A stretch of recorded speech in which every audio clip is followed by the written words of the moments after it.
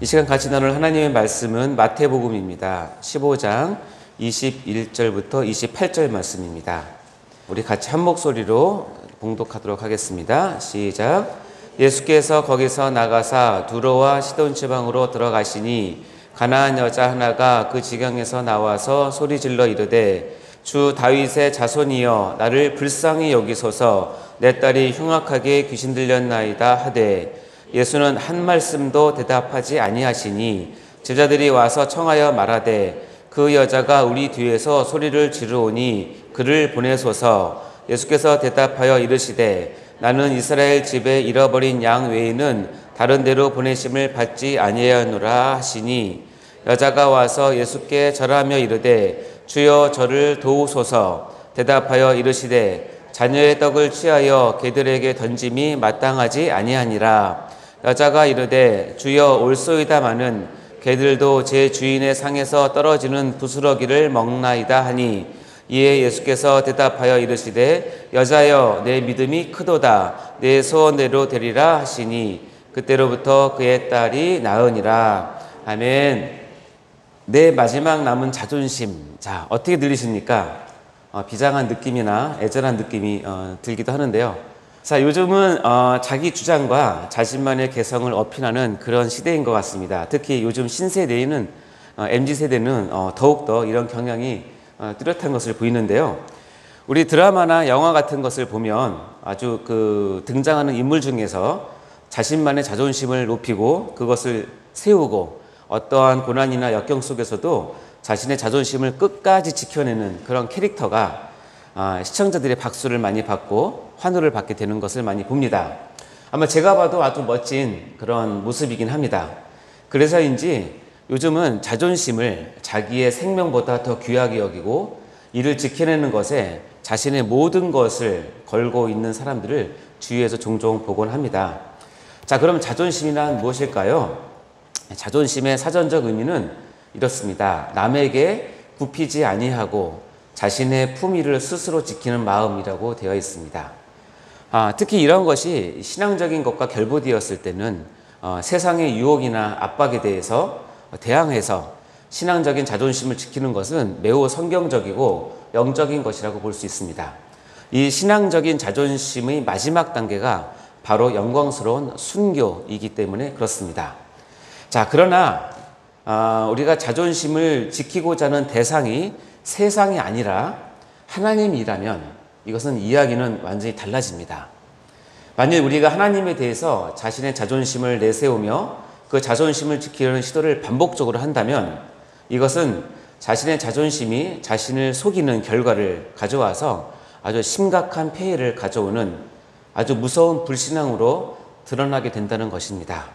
특히 내 마지막 남은 자존심 이런 얘기를 많이 하잖아요. 내 마지막 남은 자존심 그거 없으면 나 죽는데 라고 하면서 울부짖는 하소연을 하나님 앞에서 그리고 교회 앞에서 하는 모습을 자주 보게 되는 요즘 우리는 자신의 자존심에 대한 바른 이해와 신앙적인 바른 적용이 꼭 필요할 것으로 보입니다. 그래서 오늘 설교는 속지 맙시다 시리즈 13번째 시간으로 설교의 제목은 내 마지막 남은 자존심에 속지 맙시다입니다. 제목이 뭐라고요? 읽어볼까요? 시작. 내 마지막 남은 자존심에 속지 맙시다. 자, 우리가 오늘 본문을 아까 읽어봤는데 다시 한번 읽어보겠습니다. 여러분 다 아는 내용이라서 한 번만 읽으면 이해가 될 것입니다. 자, 21절부터 28절까지 한번 읽어보겠습니다. 시작.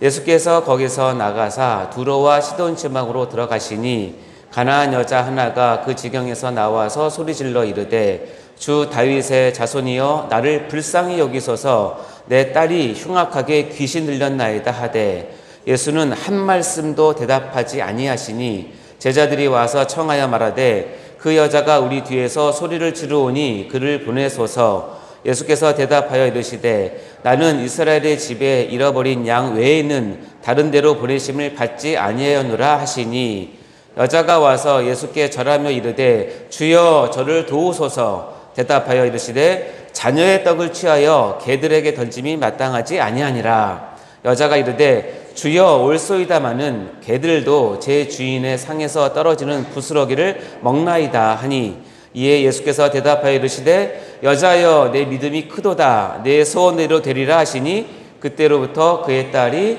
나으니라. 아멘. 여러분 다 아시는 내용인데 가나안 여자로 소개된 한 이방 여인이 있습니다. 그녀는 흉악히 귀신 들린 딸의 어머니였습니다. 예수가 그 지방으로 지나간다는 소문을 듣고 사랑하는 자기 딸의 그 축기, 즉 이제 귀신을 쫓아내는 것을 예수님께 아주 간청하는 장면입니다. 근데 여러분 보시면 예수님의 반응이 의외입니다. 평소에 예수님의 그 인자하고 사랑스러운 모습이 아닌 것 같습니다. 첫 번째는 이방 여인의 외침에 아예 침묵하셨습니다. 거들떠보지 않는 것이죠. 둘째는 이방인들에게는 가지 않겠다고 선언을 하십니다. 세 번째는 결정적으로 개의 비유를 들면서 이 여인의 마지막 남은 자존심을 완전히 꺾어버립니다. 자, 예수님은 왜 이렇게 하셨을까요? 이에 대한 여러 주장들이 있습니다. 다들 신앙적이고 신학적인 답이 되기도 합니다. 그러나 오늘은 이 여인이 자신의 마지막 남은 자존심을 어떻게 하나님께 반응하는지에 대해 초점을 맞춰보도록 하겠습니다. 어쨌든 결론은 예수님의 마지막 네 번째 말씀을 하고 싶으셔서 이런 시험, 이런 테스트를 이 가나안 여인에게 한 것으로 보입니다. 그것은 바로 네 번째, 여자여 내 믿음이 크도다 내 소원대로 되리라 하는 이 말씀입니다. 저는 이 본문을 읽을 때마다 옛날부터 그랬는데 참으로 이 여인 대단하다라는 생각을 줄곧 했었습니다. 야, 나라면 이런 얘기까지 들으면서 예수님을 계속 붙잡고 있었을까라는 생각을 해보게 됩니다. 아마 저라면 손상된 자존심 때문에 이 여인 같은 반응을 하지 못하지 않았을까 하는 생각이 듭니다. 따라서 이 여인의 반응과 대답은 실로 놀라운 신앙의 고백이었던 것입니다. 어떻게 알 수 있냐고요? 예수님께서 이렇게 얘기하십니다. 여자여 내 믿음이 크도다 내 소원대로 되리라 라는 말씀을 통해서 알 수 있죠. 자, 우리 성경에서는 번역되지 않았지만 이 원래는 감탄사 오가 원문에는 붙어 있습니다. 예수님도 이 여인의 믿음에 놀라신 것이죠. 그 감탄사를 넣어서 읽어보면 이렇습니다. 오 여자여 내 믿음이 크도다 내 소원대로 되리라 라고 예수님께서 이 여인의 대답에 대해서 반응을 하신 것이죠. 자, 우리는 여기서 자신의 마지막 남은 자존심에 대해서 이 두 가지 교훈을 생각해 볼 수 있습니다. 첫째는 뭐냐면 내 마지막 남은 자존심을 주님 앞에서 꺾는 것은 주님이 인정하시는 믿음의 매우 중요한 요소가 된다는 것입니다. 반대로 얘기하면 주님 앞에서조차도 자신의 자존심을 내세우고 이것을 붙들고 아둥바둥하는 모습은 결코 믿음의 모습이 아니라는 것입니다. 정확히 얘기하면 하나님은 그것을 불신앙으로 취급하신다는 것입니다. 두 번째 교훈은 무엇이냐면 구원의 은혜를 하나님께로부터 받는 마지막 관문, 마지막 테스트는 뭐냐면 바로 내 마지막 남은 자존심을 주님 앞에 내려놓는 것입니다. 하나님은 우리의 모든 것을 원하십니다. 하나님께서도 우리를 사랑하실 때는 하나님 당신의 모든 것을 주심으로 사랑하셨듯이 우리에게 사랑을 받기를 원하실 때도 하나님은 우리의 가장 아끼는 모든 것을 바치시기를 그런 사랑을 받기를 원하십니다. 가장 아끼는 것의 마지막이 무엇일까요? 어떤 사람은 재물이 될 수 있고 어떤 사람은 명예나 자녀나 성취감이나 시간이나 건강 등이 될 수 있을 것입니다. 그러나 정말 많은 사람들, 특히 교회 공동체 내에서 활동하는 많은 지체들의 속마음을 깊이 들여다보면 자신이 가장 아끼고 마지막까지 부여잡고 있는 것은 바로 자신의 자존심이라는 것을 우리는 자주 보게 됩니다. 아까도 제가 손 들어보자고 했더니 한 3분의 1이 손을 드시더라고요. 정말 맞습니다. 소위 그 알량한 자존심을 가지고 하나님 앞에 버티다가 그것이 여의치 않으면 하나님을 떠나고 교회 공동체를 등지는 일들이 종종 벌어지게 됩니다. 정말 안타까운 일이 아닐 수가 없습니다. 그러나 여러분 이거 아십니까? 이 시험을 통과해야만 우리는 하나님 앞에서 인정을 받을 수 있고 놀라운 축복을 받을 수 있는 것입니다. 야고보서 1장 12절 말씀 우리 같이 한번 읽어볼까요? 시작. 시험을 참는 자는 복이 있나니 이는 시련을 견뎌낸 자가 주께서 자기를 사랑하는 자들에게 약속하신 생명의 면류관을 얻을 것이기 때문이라. 시험을 참는 자, 시련을 이기는 자가 하나님이 약속하신 생명의 면류관 축복을 받을 수 있다는 것입니다. 자, 이와 같이 성경에는 자신의 마지막 남은 자존심을 하나님 앞에 꺾음으로써 믿음의 사람으로 인정받고 축복받는 사람이 있는가 하면 그 반대의 경우도 있음을 우리가 볼 수 있습니다. 우리가 두 가지 경우를 한번 볼 텐데요. 먼저 성공한 케이스 두 가지를 한번 보도록 하겠습니다. 누가복음 5장 4절부터 8절 말씀인데요. 우리 한번 읽어볼까요? 시작. 말씀을 마치시고 시몬에게 이르시되 깊은 데로 가서 그물을 내려 고기를 잡으라. 시몬이 대답하여 이르되 선생님 우리들이 밤이 새도록 수고하였으되 잡은 것이 없지만은 말씀에 의지하여 내가 그물을 내리리이다 하고 그렇게 하니 고기를 잡은 것이 심이 많아 그물이 찢어지는지라. 이에 다른 배에 있는 동무들에게 손짓하여 와서 도와달라 하니 그들이 와서 두 배의 채움에 잠기게 되었더라. 시몬 베드로가 이를 보고 예수의 무릎 아래 엎드려 이르되 주여 나를 떠나소서 나는 죄인으로소이다 하니. 여러분 아시겠지만 베드로는 전문 어부로서 자신의 직업적 전문 분야에 대한 부분에서 지금 예수님의 간섭을 받고 있는 중입니다. 그런데 베드로는 직업적인 그리고 전문적인 자존심을 내세우지 않고 그것을 꺾고 여기 보면 말씀에 의지하여서 하나님의 말씀에 순종하는 모습을 보여줍니다. 그래서 결국 여기서 회심을 경험하게 되고 마지막에는 수제자의 반열에 오는 영원한 축복을 받게 되는 것이죠. 만일 이 자리에서 자기 자존심을 꺾지 않고 아니 당신이 뭔데 나한테 이래라 하는 거야. 내가 이 바닥에서는 지금 3, 40년 전문가인데 당신이 뭔데 이렇게 나왔으면 베드로는 예수를 따르지 못했겠죠. 지금 베드로의 자존심을 하나님 말씀 앞에 꺾었기 때문에 이런 축복을 받은 것입니다. 자, 두 번째 케이스는 열왕기하 5장 9절부터 14절 말씀인데 여러분 잘 아시는 내용입니다. 아람 국가의 군대 장관 나아만에 대한 얘기입니다. 나아만은 원래 나병 환자였죠.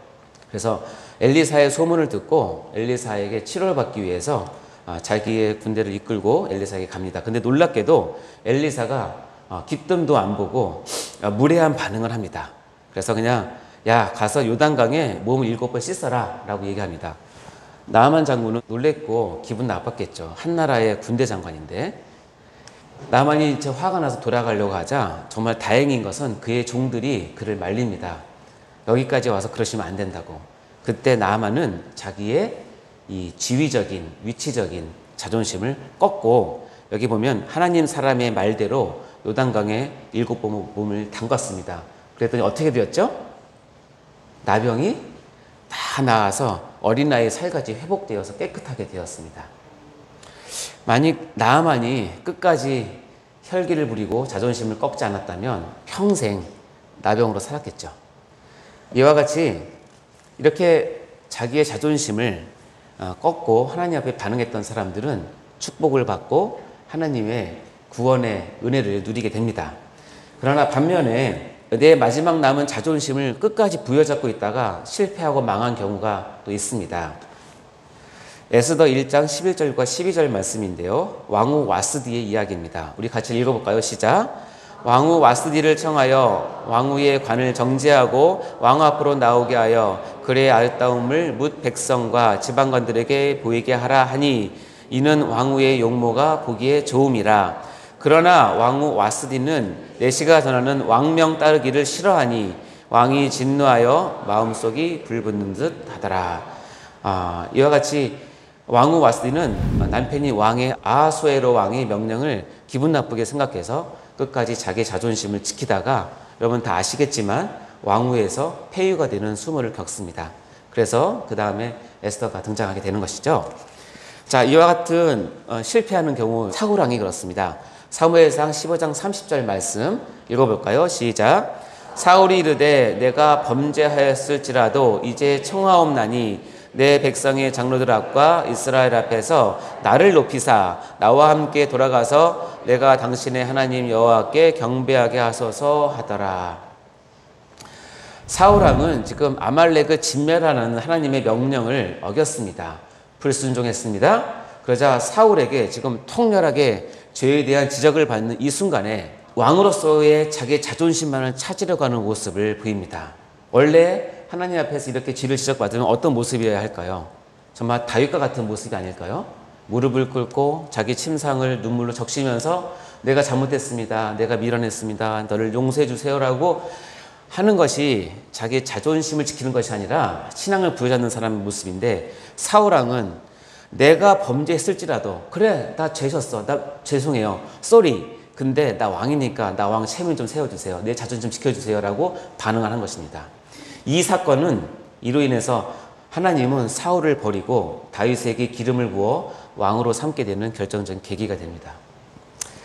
사랑하는 성도 여러분, 누구나 다 자존심이 있기 마련입니다. 우리는 하나님 백성으로서의 자존심을 가지고 세상의 유혹과 고난 그리고 시험 앞에서 신앙의 자존심을 정말 목숨 걸고 지켜야 합니다. 하지만 그 방향이 하나님을 향한 것이라면 우리는 우리의 마지막 남은 자존심을 통해 우리를 다루시는 하나님의 손길을 느껴야만 합니다. 그리고 결단해야 합니다. 제가 적어놓은 중요한 구절이 있는데 같이 한번 읽어볼까요? 이것이 아마 주제인 것 같은데요. 시작. 내 마지막 남은 자존심을 주님 앞에서 주님 때문에 꺾는 것은 믿음의 중요한 요소가 되며 하나님 구원의 은혜를 입을 수 있는 마지막 중요한 관문이 되는 것입니다. 그동안 우리가 내 마지막 남은 자존심을 가지고 이것을 고집스럽게 붙들고 있어서 하나님 앞에서 불신의 모습을 보이고 주님으로부터 멀어져 갔다면 이제는 자존심이 가져다주는 속임수에 속지 마시기 바랍니다. 여러분, 무언가 하나님 앞에서 해결받지 못한 그 답답함, 그리고 하나님과 나와의 사이에서 막힌 느낌이 계속 드신다면 혹시 내가 아직도 자존심과 고집을 내려놓지 못한 것이 아닌지 이 시간 돌아보시기 바랍니다. 그리고 마지막 남은 자존심 그마저도 이제는 하나님 앞에 내려놓음으로써 내가 온전히 하나님 앞에 굴복한 무익한 종임을 고백하는 그런 귀한 성도님들 다 되시기를 주님의 이름으로 축원합니다. 기도하고 마치겠습니다. 하나님 아버지 감사합니다. 이 아침에 귀한 말씀을 허락하여 주시고 우리 가운데 있는 내 마지막 남은 자존심을 부여잡고 그것으로 인해서 불신앙의 모습을 우리가 보이고 있다면 주님 돌이킬 수 있도록 도와주시옵소서. 하나님 앞에서 교회 앞에서 이 알량한 자존심으로 말미암아 하나님 앞에 죄를 짓는 어리석은 백성이 되지 않도록 인도하여 주옵소서. 이 시간 하나님 앞에 간절히 고백하옵나니 깨닫게 하여 주시고 이제는 믿음으로 하나님 앞에 나아가 나의 마지막 남은 자존심마저도 하나님께 모두 드리고 내려놓는 귀한 성도들 다 될 수 있도록 축복하여 주옵소서. 그래서 하나님의 영원한 축복을 받는 귀한 성도들, 무익한 종이 다 될 수 있도록 인도하여 주옵소서. 감사드리며 예수님 이름으로 기도하옵나이다.